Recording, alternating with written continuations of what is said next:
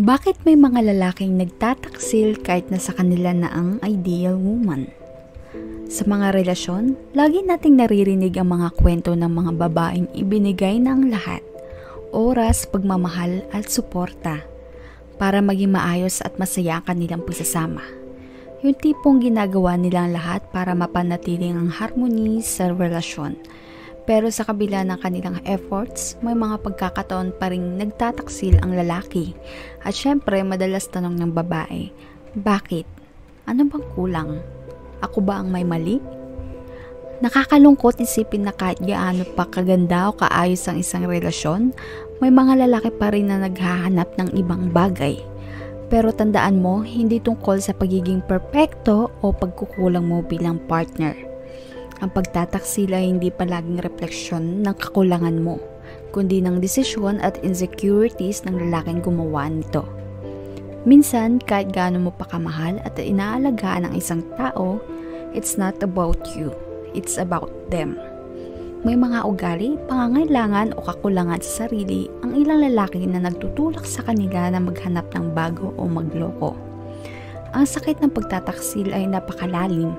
Kaya ngayon tatalakayin natin kung bakit may mga lalaking nagtataksil kahit na may ideal partner na sila.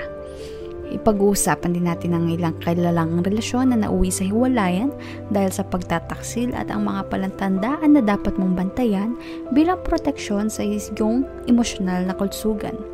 Kaya stay tuned dahil ang mga bagay na tatalakayin natin ngayon ay mahalaga para sa lahat ng kababaihan na gustong malaman ang kanilang halaga at protektahan ang kanilang sarili.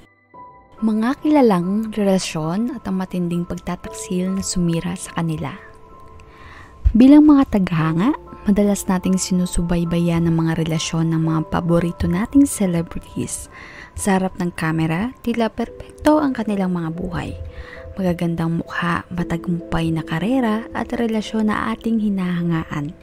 Ngunit sa likod ng mga ngiti at sweet posts sa social media, may mga kwento ng pagkakalamat at pagkakanulo.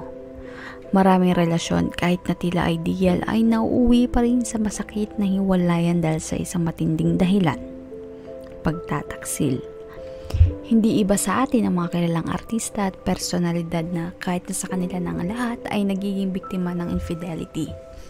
Kung tutuusin, mas malala pa ang epekto nito sa kanila dahil sa matinding public scrutiny. Kaya sa pagkakataong ito, titingnan natin ang ilan sa mga pinaka-controversial na hiwalayan sa showbiz kung saan ang pagtataksil ay naging pangunahing dahilan ng pagkasira ng kanilang mga relasyon. Sunshine Cruz at Cesar Montano. Si Sunshine Cruz at Cesar Montano ay kinasal noong 2000 at biniyayaan ng 3 anak. Sa simula mukhang perpekto ang kanilang pagsasama. Isang maayos na pamilya at tagumpay sa kanilang karera. Ngunit hindi nagtagal ay pumutok ang mga balita nga si Cesar ay nagtaksil. Ilang beses na nanilink si Cesar sa iba't ibang babae. Kasama na si Krista Miller na sinasabing naging dahilan ng kanilang hiwalayan noong 2013. Hindi kinaya ni Sunshine ang paulit-ulit na pagtataksil kaya humantong ito sa kanilang hiwalayan.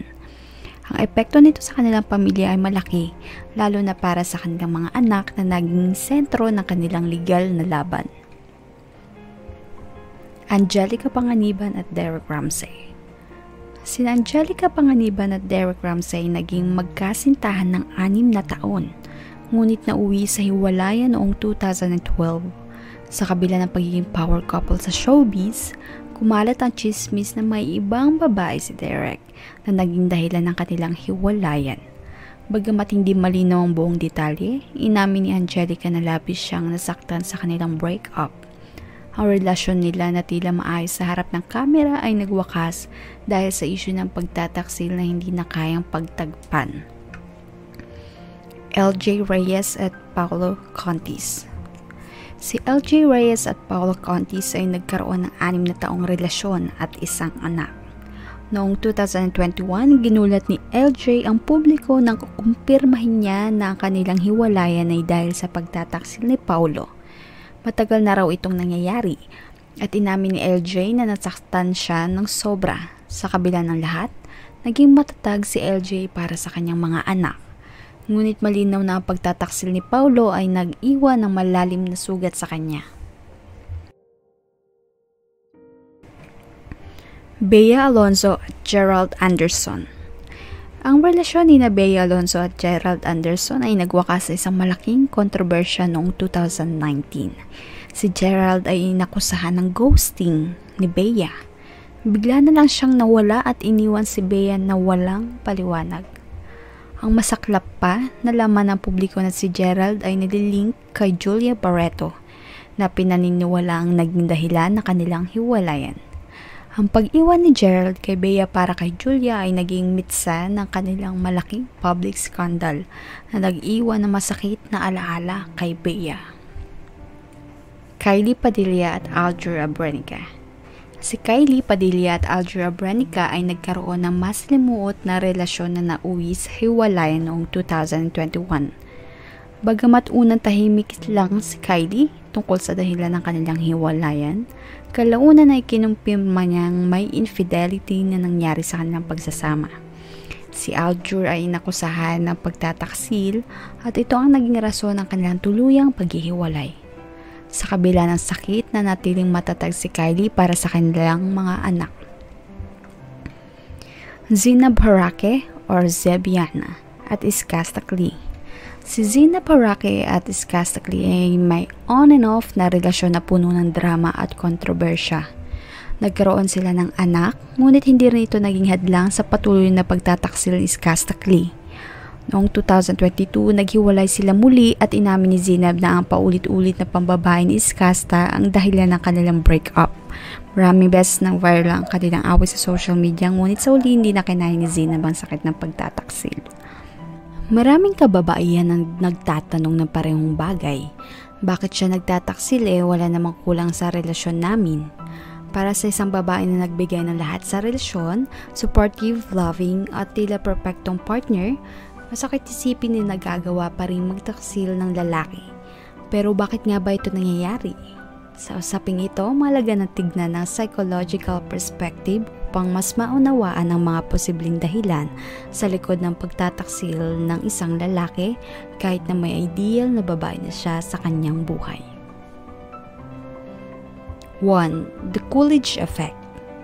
Naghahanap ng bago at excitement. Minsan hindi tungkol sa babae o sa relasyon ang dahilan ng pagtataksil. Ayon sa The Coolidge Effect, may mga lalaki na likas na naghahanap ng novelty o bagong karanasan. Sa psychology, ito ay isang biological phenomenon kung saan mas mabilis maghanap ng bago ang isang lalaki kapag nawawala na ang excitement sa isang relasyon. Ibig sabihin, kahit gaano pa ka-ideal ang babae o gaano pa kaganda ang kanilang samahan, may mga lalaki na natural na naghahanap ng thrill mula sa ibang tao. Pero mahalagang tandaan na hindi ito excuse sa pagtataksil. Kung titignan, ang ganitong ugali ay mas nagpapakita ng kakulangan ng emotional maturity at self-control. It's not you, it's them. Ika nga. Ang hanap nila ay hindi necessarily mas mabuti, kundi bago lang. Number 2. Self-esteem at validation. Paghahanap ng halaga sa iba. Isa pang malalim na dahilan ay ang mababang self-esteem ng ilang lalaki. Sa kabila ng pagkakaroon ng perfectong partner, maaaring pakiramdam ng isang lalaki na hindi sapat ang kanyang sarili, kaya't naghahanap siya ng validation sa ibang tao. Infidelity para sa iba ay paraan upang mapunan ang kakulangan ng tiwala sa sarili. Ginagawa nila ito hindi dahil sa may kulang sa kanilang partner, kundi dahil may hinahanap silang validation mula sa ibang tao. Minsan, nagiging manifestation ito ng power dynamics sa relasyon, lalo na kung ang lalaki ay nasa posisyon ng kapangyarihan o sikat. May mga kalalakihan na iniisip na kaya nilang gawin ang gusto nila dahil sila ay successful or influential. Pero sa totoo lang, ito'y maskara ng kanilang insecurities. Number 3. Attachment styles. Hindi kayang humawak ng emotional na relasyon. Ayon sa attachment theory, Ang paraan ng pagpapalaki sa isang tao nung bata pa sila ay may malaking epekto sa kanilang mga relasyon bilang adulto. May mga lalaki na may avoidant attachment style. Ibig sabihin, takot silang maging masyadong malapit o emotionally close sa isang tao. Sa ganitong kalagayan, maaaring tumakbo ang isang lalaki palayo sa commitment kahit gaano pa maayos ang relasyon nila. Ang pagtataksil ay minsan naging paraan upang maiwasan ang intimacy na hinihingi ng isang seryosong relasyon. Samantala, may mga kalalakihan din na may anxious attachment style, kung saan sila laging naghahanap ng reassurances mula sa iba. Sa sobrang insecurity, naghahanap sila ng validation mula sa iba't ibang tao na nagiging dahilan para magtaksil. Hindi sapat ang pagmamahal na ibinibigay ng kanilang partner, kaya't patuloy silang naghahanap ng external validation. Number 4. Social and cultural influences. Normalization ng infidelity. Minsan ang societal pressures or cultural norms ay nagiging dahilan ng pagtataksil. Sa ilang kultura, tila normal na lang ang pagkakaroon ng other woman, lalo na para sa mga lalaking may mataas na posisyon sa lipunan o kapangyarihan. Sa showbiz o politika, tila tanggap na ang ganitong klaseng gawain, at ang pressure ng lipunan ay minsan naging excuse para sa mga lalaking nakakaranas nito. May mga pagkakataon din na sa lipunan mismo, hinuhubog ang ideya na nagpagtataksil ay okay o pribilehiyo ng mga lalaking nasa mataas na katayuan. Dahil dito, mas lumalakas ang temptation at nagiging mas normalize ang pagtataksil kahit sa mga relasyon na tila ideal at perpekto sa paningin ng marami. Sa lahat ng mga ito, mahalagang tandaan na hindi kasalanan ng babae kung siya ay pagtataksilan. Ang mga psychological factors at insecurities ng lalaki ay madalas ang ugat ng ganitong klaseng pag-uugali. Ang pagtataksil ay hindi refleksyon ng halaga ng babae bilang partner, kundi refleksyon ng kahinaan ng taong nagtaksil. May kinalaman ba ang pera at kapangyarihan sa pagtataksil? Alam mo, maraming taong iniisip na kaya lang nagtataksil ang isang lalaki ay dahil may pera o mataas na katayuan siya sa lipunan. Minsan totoo yun, kasi kapag mayaman o sikat ang isang lalaki, mas madali para sa kanya na maghanap ng atensyon mula sa iba. Parang nagkakaroon sila ng entitlement mentality, na kesyo successful sila, may karapatan silang makuha ang gusto nila, kahit pa mali. Pero sa totoo lang, hindi laging dahil sa pera o status sa pagtataksil. May mga lalaki dyan na kahit hindi naman mayaman o sikat, nagagawa pa rin magloko. Sabi nga, it's not what you have, it's who you are. Ang pagtataksil ay mas madalas na resulta ng personal na insecurities o emotional emptiness. Kaya kahit gaano pa karami ang pera o gaano kataas ang status nila, kung may problema sa loob, wala rin kasiguruhan na magiging tapat sila.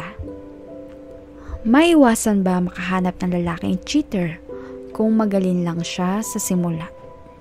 Isa sa pinakamalaking tanong ng maraming babae ay, paano ko ba maiwasan na mapunta sa lalaking cheater, lalo na kung sa simula magaling siya? Sa totoo lang, napakahirap itong sagutin. Maraming lalaki na sobrang sweet at ideal boyfriend material sa simula. Yung tipong ibibigay sa'yo ang lahat, flowers, sweet messages at laging may oras. Pero minsan ito ang tinatawag na love bombing. Ang love bombing ay isang teknik kung saan sobrang pagmamahal at effort ang ipinapakita ng isang tao sa simula para mabilis kang mahook. Minsan kapag nakuha na nila ang loob mo, dito na unti-unting lumalabas ang tunay na kulay. Naging secretive, hindi consistent sa mga pangako at minsan biglang nawawala na lang. Hindi ito madali ma-detect agad, pero may mga red flags na pwedeng bantayan tulad ng pagiging overly secretive, hindi consistent sa pagkipag-communicate o madalas na pag-iwas sa malalim na pag-uusap. Ang pinaka-importante dito ay self-awareness. Kilalanin ang mga pangangailangan mo sa isang relasyon at huwag kang magmadali.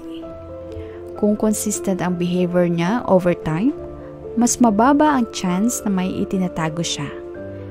Pero tandaan din, hindi lahat ng cheaters ay madaling makita sa simula. Kung magaling sa simula, hindi ibig sabihin na totoo siya hanggang dulo. Kailangan mo maging mapanuri at magtiwala sa instincts mo. Mayroon bang pare-parehong pag-uugali sa mga babae na nagiging biktima ng pagtataksil? Maraming babae ang nagtataka kung may common traits ba sila na nagiging biktima ng pagtataksil. Ako ba? May mali ba sa akin kaya ako niloko? Una sa lahat, mahalagang linawin na ang pagtataksil ay hindi laging tungkol sa babae.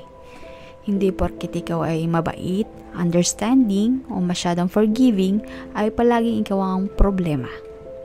Madalas, ang ugat ng pagtataksil ay nasa taong nagkasala, hindi sa partner na niloko. Pero kung titignan ang pattern, may mga babae na mas vulnerable sa ganitong sitwasyon.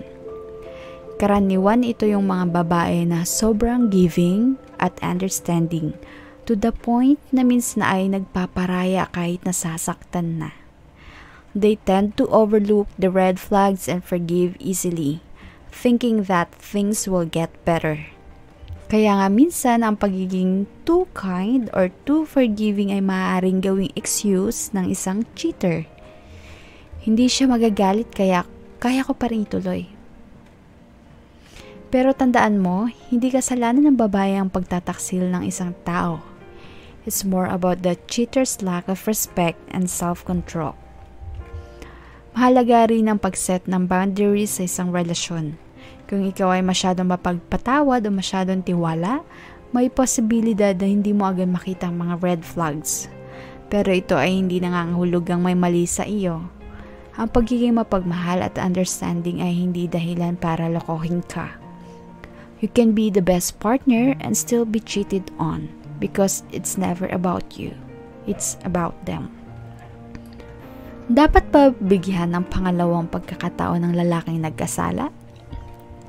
Isa pang malaking tanong, dapat ko ba siyang bigyan ng second chance? Sa usaping ito, walang direktang sagot.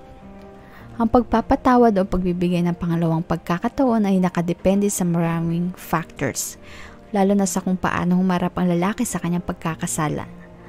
May mga lalaki talagang nagsisisi at handang magbago at sa ganitong kaso, maaaring isaalang-alang na babae kung willing siyang bigyan ng second chance ang relasyon.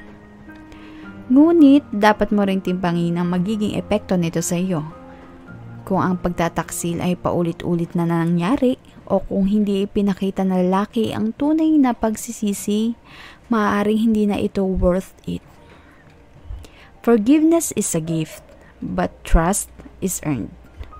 Kung ang relasyon ay magiging toxic dahil sa pagkakawalang tiwala, minsan ang pinaka makabubuti ay mag-move on na lang. Ang pagbibigay ng pangalawang pagkakataon ay hindi laging tama, lalo na kung ang kaligayahan at mental health mo ang nakataya. Ang mahalaga dito ay kilalanin mo kung ano ang kaya mong i-handle at kung ano ang magiging future na relasyon kung patuloy kang mananatili. Ang pagtataksil ay isang malaking sugat at hindi madaling maghilom. If he truly regrets what he did, he will show it through actions, not just words. Kung wala kang nakikitang pagbabago o effort mula sa kanya, maaaring hindi siya karapat-dapat sa second chance. Mga palatandaan at tips para sa mga kababaihan. Sa mga kwentong napag-usapan natin, tila mahirap talaga makita agad kung ang isang lalaki ay magiging tapat o hindi. Pero hindi ibig sabihin na wala ka na magagawa para protektahan ang sarili mo. May mga red flags o palatandaan na maaari mong bantayan sa isang relasyon. Ito ang mga bagay na kahit sa simula ay nagpapakita kung ang isang lalaki ay posibleng may tendency na magtaksil. Number 1. Pagiging secretive o masyadong private. Kapag napapansin mong masyadong secretive ang partner mo, lalo na sa mga bagay na dapat ay open kayo sa isa't isa, gaya ng cellphone, social media, o kung sino ang kausap niya, ito ay maaaring red flag.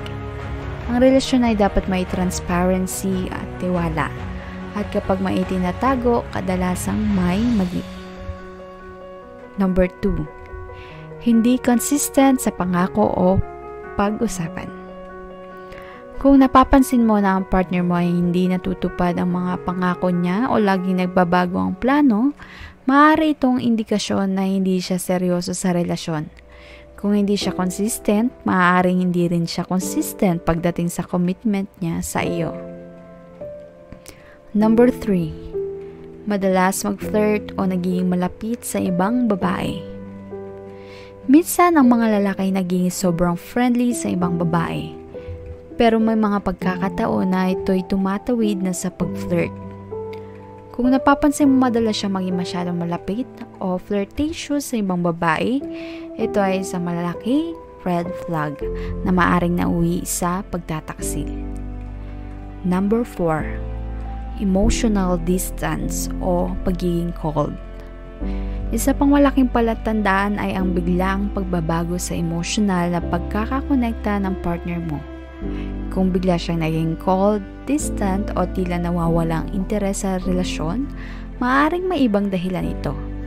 Minsan ito ay senyales na may iba na siyang pinaglalaanan ng atensyon. Number 5. Pagiging defensive kapag pinag-uusapan ang relasyon. Kapag nagiging defensive ang partner mo, tuwing natatanungin mo siya tungkol sa relasyon nyo o sa mga bagay na napapansin mong hindi maayos, ito ay isang red flag. Ang mga taong may itinatago ay kadalasang nagiging defensive para mailayo ang usapan sa kanilang ginagawa. Mga tips para sa mga kababaihan. Number 1. Huwag kalimutan ang sarili mong halaga. Ang pinakamahalagang tip sa lahat. Huwag mo kalimutan ang halaga mo bilang babae. Hindi porket niloko ka ay may kulang sa iyo. Tandaan na ang pagtataksil ay mas may kinalaman sa taong nagkasala kaysa sa taong niloko. Always remember, you are enough. Number 2. Maging mapanuri at maging matapang. Huwag kang matakot magtanong o maglabas ng saloobin kung may nararamdaman kang hindi tama. Minsan kailangan lang maging matapang at ilabas ang mga bagay na bumabagabag sa iyo. Kung nararamdaman mo na may mali, pag-usapan ito agad. Number 3. Set boundaries and stick to them. Napakahalaga ng boundaries sa isang relasyon. Huwag kang matakot mag-set ng standards para sa kung ano ang kaya mong tanggapin at kung ano ang hindi.